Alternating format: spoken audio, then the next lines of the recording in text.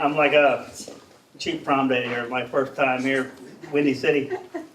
So my friend Chris was telling me about this event, invited me to this event, said how classy it was, and that this place was the perpetrator of the finest suits in Chicago. I said, man, I haven't had a tie on since I was in federal court last time. But I got a really nice pair of overalls if you let me wear them. I said, okay. So here I am. Took a wrong turn on Cicero Avenue. I showed up. So, yep. So I'm an entrepreneur. I'm 47 years old. I live about 250 miles south of here. I grew up in a log cabin, no running water. My dad grew up on Indian reservation in Oklahoma. I probably came from the most humble upbringings of anybody in the building, and I'm proud of all of it. And I've done motivational speaking. I've spoke around the world. I've spoken to a lot of high schools, colleges. Spoke at Harvard University last year. And you know, people are people. They're all different. We all have our own story. And I was very competitive growing up. I was an athlete. And when Chris was talking with me and asked me if I would come speak at this event, and told me that, you know, the people that I'd be speaking with here and that I'd be surrounded by, I was just very enthused because athletes really interest me. I was an athlete for 8 years. I was a football player. I led the state of Illinois in rushing in 1987, and I believe I led the nation in rushing actually that year, 2,000 yards. And my dream was to be an NFL football player. And I was a skinny little white kid. When I decided I was going to be an NFL football player, I weighed 135 pounds. I never caught a football. I never played football. I didn't know what a quarterback was. We didn't have a television set. And I made the dream that I wanted to be a pro football player. And my mom, who was the rational one in the family, you know, she says, well, you know, your odds of doing this are probably 1 in 50,000. And actually it was more like 1 in 20,000. And I thought, well, I'll be that one. And I think dreams like this are what just make people awesome. And you know, coming here and speaking with other successful athletes, and when I was speaking with Ken earlier, and Ken was talking about the difference between being the best and being the second best and being average, and just that's only this much. But that last little bit is what most people just don't have the heart to do. And I think, I don't know, it's being around athletes and pushing themselves. I push myself hard, not like these guys have, and it's just like I want to say, it's an honor to be around some of these people here. And, you know, we've all come to that reckoning time. I didn't make the NFL. I went to Chicago, and I did the combine in Chicago in 1992. And at the end of the day, I wasn't good enough to make it. And I didn't know what to do. And this is a great story. You guys are going to think I'm full of crap, but it's the truth. I didn't make the NFL, and I didn't know what to do. And mind you, I didn't have a vehicle. I was living with my mom and dad. And I went and lived in a cave in 1994. I live in the country, by the way, on 1,500 acres, about 250 miles south of here. And I moved into a cave. It was actually my dad's idea. And, you know, there's no internet, there's no cell phones, none of that's crap. And I didn't know what to do, and I was a biology major in college. I went to Missouri State University. And really, I knew I had to go to university if I wanted to play pro football, but I'm glad I went, but I knew I'd never work for somebody. You know, I grew up knowing that I would be an entrepreneur somehow, I'd be in control of my destiny. And I moved into a cave in '94, and just by chance, I ran into my business partner, who was a sophomore in dental school at Southern Illinois School of Dental Medicine, and he'd made a funny pair of dentures just as a gag. And I saw it, and I saw opportunity.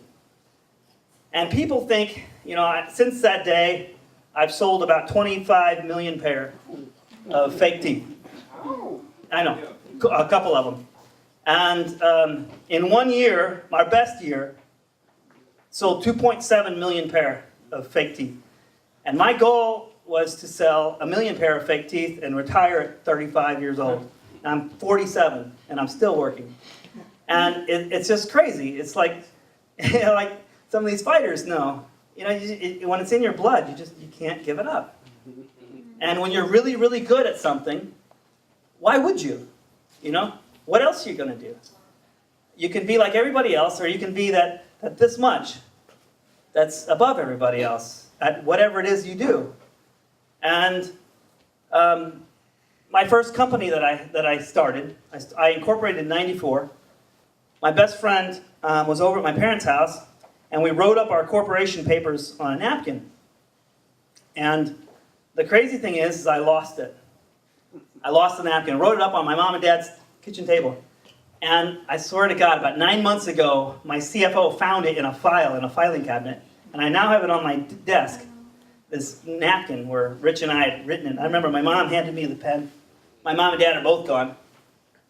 And a funny thing is, my first $1 million deal that I did was in 1998. I did a $1 million deal, also on a napkin, at a restaurant in Missouri.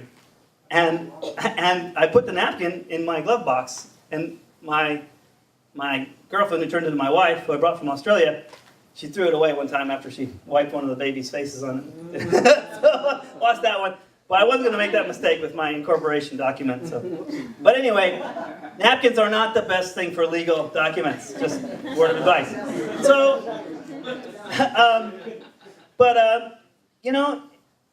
if you learn anything from me, or if you get anything from any of this, it is, be proud to be different. Don't be like everybody else, And, too much of anything isn't good, isn't healthy. There's a happy median in everything. And I find myself sometimes rebelling against, corporate America. I manufacture, right now, my company is so different. Everybody thinks, well, Billy bought teeth, you sell fake teeth. Well, fake teeth, funny looking teeth right now is like 5% of my business. I'm a life coach. I do business dealings with corporations all over the world. I'm a mentor. I do public speaking. I manufacture about 300 items. Crazy thing is like on these tables in the back, these little electric flameless candles that have the wax coating on it. I manufactured all 4 of those candles right in the back, which is funny. And it's just, what is opportunity? And what is, like Ken was talking about, what is that right there? What is that? Are you in that? And to get that, it's not easy. If it was, everyone else would do it. And you'd be like everyone else, which isn't bad. There's nothing bad with this. It's just, me personally speaking, it's just not me. And be proud of what you are. Figure out what your strengths are. Figure out what makes you different. Think about where you want to go in life, and think about where your strengths are that other people don't have. These fighters do it, and you can do it. Do it in business. Do it in your life. We all have talents, every one of us. There's things in this that I can do better than anybody in this room, and there's things that almost every one of you can do better than me. Every one. You have to think about what that is. Figure out how, not to say exploit it, but use it to its potential, whatever that is. And I'm not going to say I've figured it out, because, I'm still learning.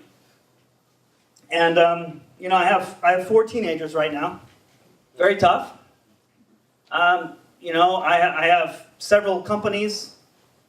I have partners with some of these companies that are in different countries. Language barriers. I'm online sometime at 2 o'clock in the morning. You're talking to a guy who lived in a cave, I mean, it's crazy. But figure out where your strengths lie, what they are. And they can be subtle. You don't have to sell 25 million of anything to be a success, If you look in that mirror and you're proud of that person, the numbers in your bank account don't mean squat. They really don't. I have friends, close friends, that have net worths that are 5 to 10-fold what mine is. I wouldn't trade places with any of them. I really wouldn't. I have no rules in my life. I want to be a great father, a great husband. I want to be a provider. I have a bear. I have a wolf. You know, when I want to do something, I do it. And really, as long as you're content in life with what you are and what you can accomplish, and you've done a good job, be proud of that. Don't always want more. I don't brag to be a big corporation, because I'm not. I'm a small company in the big scheme of things, very small. But I've hired, in my career, I've hired a couple hundred people. Probably fired almost that many too. And when I hire people and I interview them, everything I think about is long term. Is this person going to be here in 5 years? If they're not, then they better be incredible. I mean, they better be incredible. Or else I shouldn't hire this person. And, a long-term agenda, a long-term goal is kind of the key to why I'm successful. I mean, the Billy Bob teeth, everyone told me, how stupid it was. And, any of you entrepreneurs, you've heard this before. If you're better than someone else at something else, there's many people that are jealous of you. And the jealous people are the ones that talk the most. The people that are good at what they do, they don't have time to talk, because they're doing it. But the jealous ones out there, they're going to pull you down. They're going to try. They're parasiting. Okay, they're going to get attention somehow, any way they can. And yeah, the jealous people all said, well, you'd be out of business in 6 months. That's stupid. Get a real job and all this stuff. And the crazy thing is it really doesn't matter. Yeah, I sold 25 million fake teeth, right? But I didn't need to do that to be proud. My partner who invented the teeth, he's not a business guy. He's a dentist, right? Well, he's retired. He retired at 35. He's, the smartest one of the bunch here. My goal is to sell 1 million pair, right? And retire at 30. Well, he retired at 35, and he didn't do any of it. He just, ran a small family practice in Idaho. Bought a mountain, lives in Mexico now.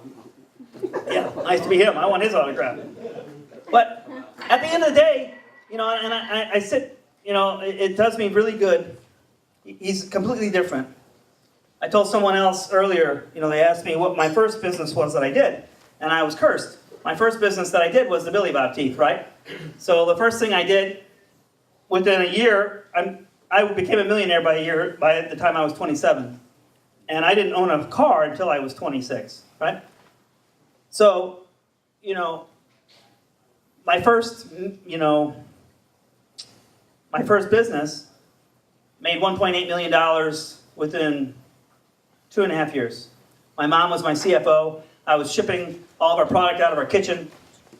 I had ran an 800 number into our kitchen.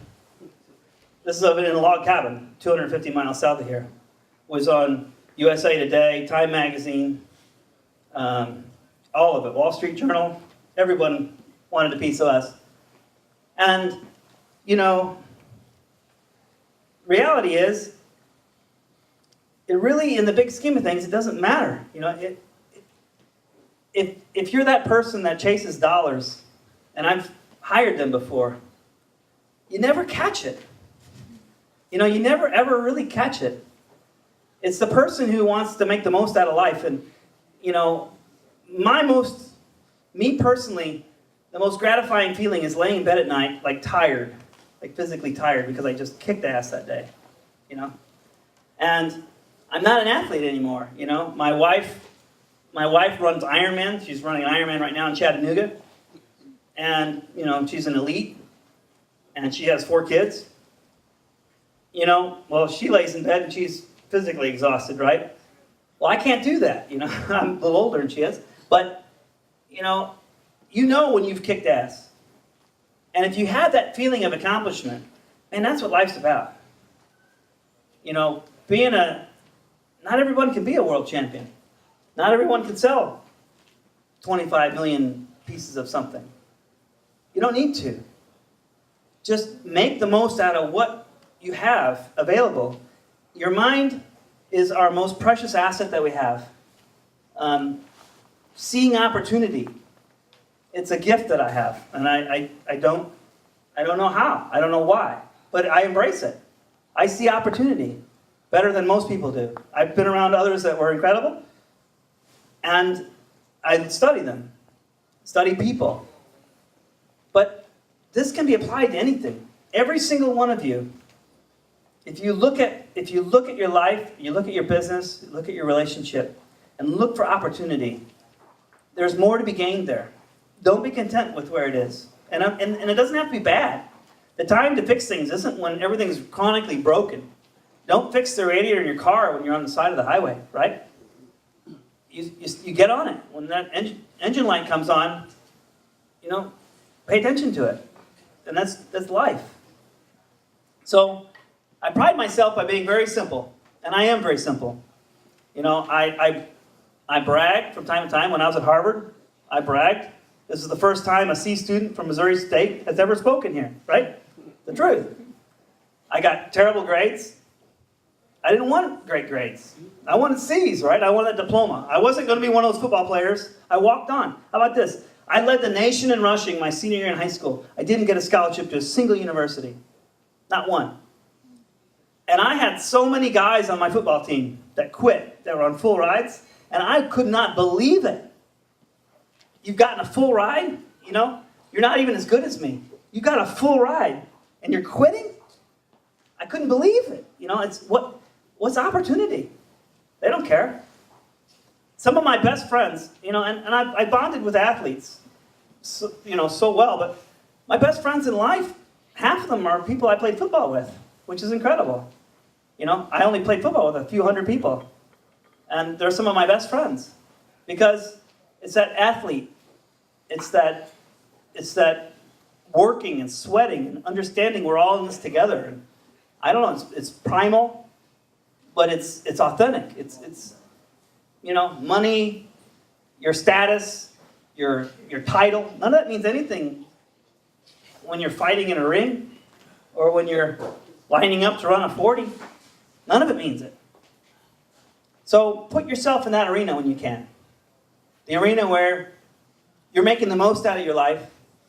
Nothing's holding you back. You're in control of your own destiny, and that's really, really important. Be in control of your own destiny. And I know it's very difficult when you're working for somebody. And when I mentor people and I give advice to people, and they're in that slump, I want to be in control of my own destiny, but I don't like my boss. Well, I'm sorry for you, and maybe this will change, and you'll make this change. But kick ass at work tomorrow. Go in there tomorrow and give him 150%, even though he doesn't deserve it, and even though that company doesn't deserve it. You deserve to see how good you can be at what it is you're doing. Don't feel sorry for yourself. And the self-pity and the being, my biggest thing is being a martyr. I just can't take it. I just can't take it. The new mindset of this country that we all need to be complaining and be unhappy because we've all been oppressed somehow. I don't subscribe to it. I can't. I had a personal Facebook page, right? I had a reality show 2 years ago, year and a half ago. And in, a month or so, my Facebook page maxed out at 5,000 people. And all these, I'm posting videos of my crazy life. I live on 1,500 acres with some crazy wild animals, and I've got a battle truck and all kinds of stuff, and weapons, and I don't know, fun stuff, right? Live in a 9,000-foot log cabin. I got a 6-ton tree in my living room, right? Everyone needs this stuff. And so, so people are trying to watch this stuff, and they're messaging me, I can't get on your Facebook page because you have too many friends. So I wasn't smart enough to open a public page, so I made a post, this is, a year ago, to my Facebook following. I said, I'm asking you guys very politely, please. I don't want any criticism one way or another. If anybody would burn an American flag or burn a convenience store because they feel oppressed, please defriend me on Facebook, because people are wanting to see my videos that have something in common with me. And I had 50 people defriend me. It was maxed out by the end of the day. But I did have 50 people following me that defriended me that day, which is I found kind of interesting. Now, I have a public page now, so everybody can see my stuff. But what I'm saying is, think long term. Surround yourself with people that are like you. And see opportunity. Opportunity, I perceive opportunity as what you make of it. When my best friend, when I met him, and I won't tell you guys the entire story, because it'll take a while, but when I met my best friend, he had a pair of Billy Bob teeth in that he just got done making in dental school, which ironically was only about 20 miles from where Dan went to college. And he showed me the Billy Bob teeth, and he had them in the palm of his hand. And it was after the Alabama State game, and our team had won. I talked to the team at halftime, and we pulled it out, and we beat them. And after the game, I walked out of the locker room. This is a year after I graduated, and my to-be business partner comes up and taps me on the shoulder and says, "You're Jonah White." I said, "Yeah." He says, my best friend was your roommate in college, and he told me about you dynamiting all those fish, because, I didn't have a meal ticket. I was a walk-on, and I used to dynamite fish in Lake Springfield, and I fed half the football team. So anyway, he said, "Can you show me how to do this?" And I'm looking at this guy, and I'd seen this guy during the game wearing a pair of these Billy Bob teeth. And I said, "Did you go to the dentist at halftime, get like a partial or something?" He said, "Oh, you like my Billy Bob teeth?" And he pulls them out of his pocket and puts them in. Aren't they funny? I made them last, and right then, our linebacker coach, Coach Riley, walks by. Big old black dude. I mean, guns on him, bigger than my head. All-American from Arkansas. And Riley walks by and stops and looks at Rich and says, "Take that out of your mouth. That's stupid." And so Rich takes him out of his mouth, goes to put him in his pocket. I said, "Let me see that." I put my hand out here. And he laid those teeth on my hand like this. And I tell you, I call it the King Arthur moment, because I saw those teeth, and it's like lightning bolts and stuff, and I heard the angels and the clouds and all that crap, like on, good sci-fi show or whatever. And the incredible thing is that at that time in the world, I was in the same place, the same time, saw the exact same thing that Coach Riley saw. Now, Coach Riley got better grades than I did in college, graduated from University of Arkansas, went to be a professional athlete, and his interpretation of it was completely 180 degrees different than mine. You could have put $1 million check on an envelope on a silver platter and handed it to me, and had a teeth on another platter, and I would have grabbed the teeth. I swear to God, I would have. It's opportunity. And, Coach Riley is a friend of mine. He's a football coach in Missouri. I've donated to his football team. As a matter of fact, I spoke at his team before. And it's not that he wasn't smart and I was, or any of this crap. It's that his mind wasn't open to opportunity, what it was. He was a linebacker coach, right? The other, Alabama State rushed for 300 yards on us, right? He wasn't happy. It's what he's programmed to think about right then. And think about that little story, if you would. It's all interpretation, what opportunity is, Those little wax-covered candles in the back. I made over $200,000 on those. It's opportunity. It's what you make of it, It's everywhere. It's around all of us, all the time. You just have to change your perception of where you are and what your mind is right now. Yeah. Any questions? Anybody? No? Wrestle your bear? Yeah, that can be arranged. That could be arranged. Is that black bear? It's a black bear, yeah. And if any of you saw my video, I think I would rather wrestle that bear than fight Ken Shamrock, by the way. Yeah, I think I would. I think I better odds with the bear.